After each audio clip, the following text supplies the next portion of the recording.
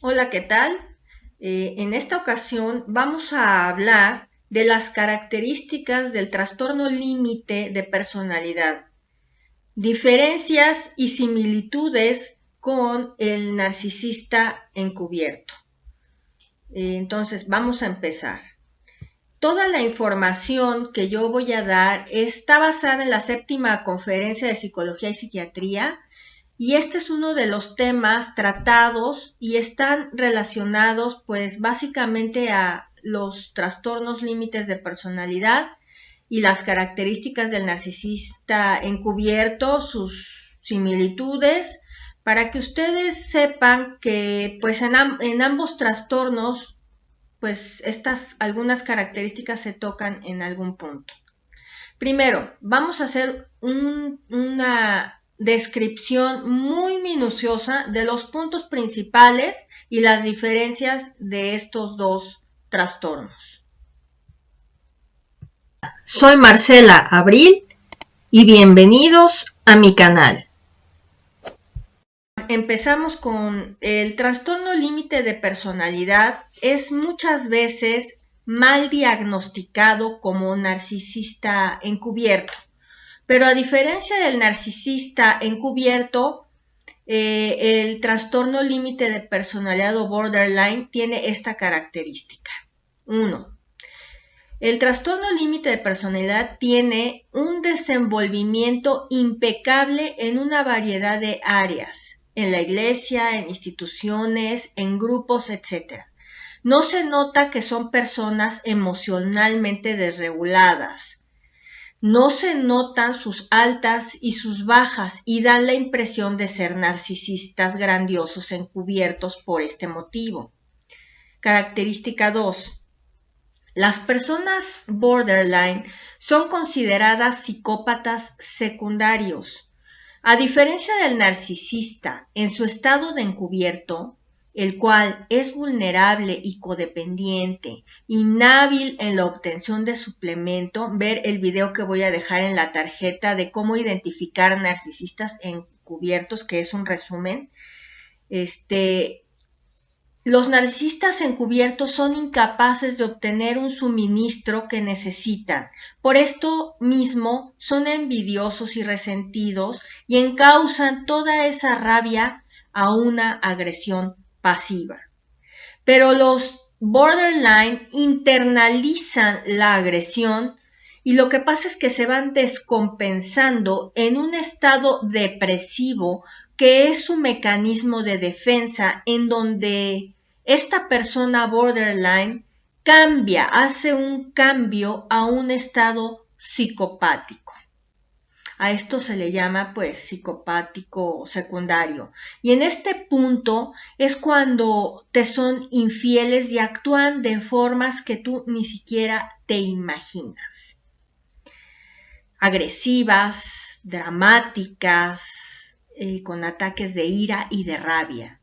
Pero es por esta misma descompensación. Los borderline sufren una ansiedad al abandono cuando a su pareja, por ejemplo, no la tienen a la vista, por eso siempre requieren de tener bien checadita a la pareja, a la vista de ellos. A esto se le llama impermanencia del objeto, porque hay que saber que pues el objeto eres tú. Y pasamos al siguiente punto. Las personas con borderline son intolerantes a esta ansiedad provocada por su gran emocionalidad y apego. Están siempre necesitados y son encimosos, mientras que el narcisista es totalmente indiferente. Tienen dificultad con la separación, pero en forma diferente a la individualización que forma parte del trastorno narcisista de personalidad, que ya lo he tocado en otro capítulo. Los borderline son llorones emocionales cuando su pareja no está a la vista. Se aman y se odian al mismo tiempo. Son seres inseguros que quieren aferrarse, preocupados por el abandono y no le dan a la pareja un momento para respirar. En su mayoría este trastorno lo padecen mujeres. Por lo mismo, por esta preocupación del abandono, manipulan al objeto, o sea, a ti, para que tú seas siempre su objeto permanente, cosa que pues no es sana en lo más mínimo y es asfixiante. Es por esto que es muy importante que detectes estas características para que, aunque la persona con trastorno límite de personalidad aparente ser un narcisista grandioso, encubierto al principio, sepas que precisamente por esa emocionalidad provocada por esa decompensación que sienten de amor y odio al mismo tiempo, rayan en lo asfixiante, en esa característica de estar siempre necesitados, que cuelgan de ti. Los narcisistas no son asfixiantes porque en su fantasía existe una internalización del objeto, o sea, eso también ya lo he tocado en varios capítulos, la cual es constante en esa fantasía.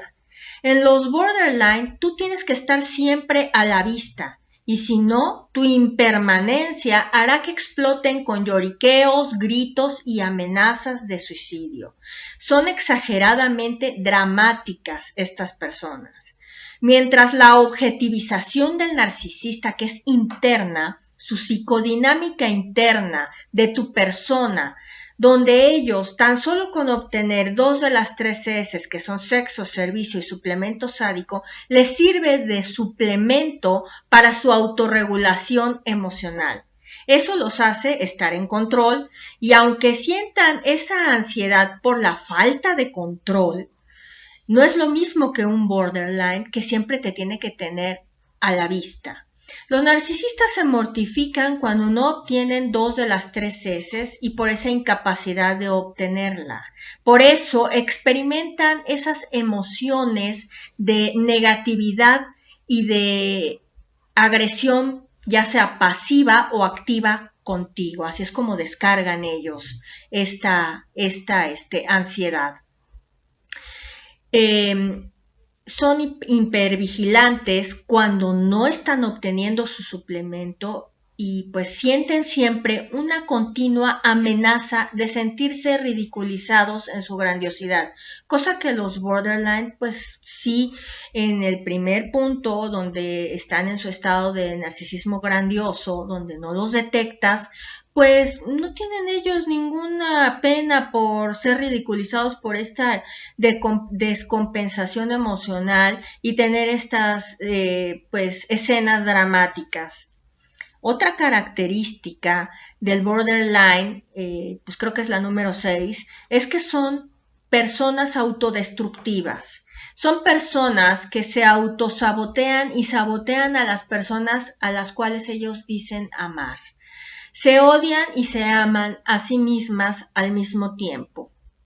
Pero lo más importante, ojo, y aquí mucho ojo, son seres que se sienten ajenos a sí mismos y que han perdido el control sobre sí mismos, que ha perdido la razón o los sentidos en esta descompensación. A esto se le llama autoalienación de su persona. Por eso se les dice que es un trastorno límite de personalidad, porque están al límite. Son seres enajenados y en esto se caracteriza principalmente su trastorno mental. En esa ceguera, en su incapacidad de tener el control de ellas mismas porque se sienten ajenos o ajenas a sí mismas.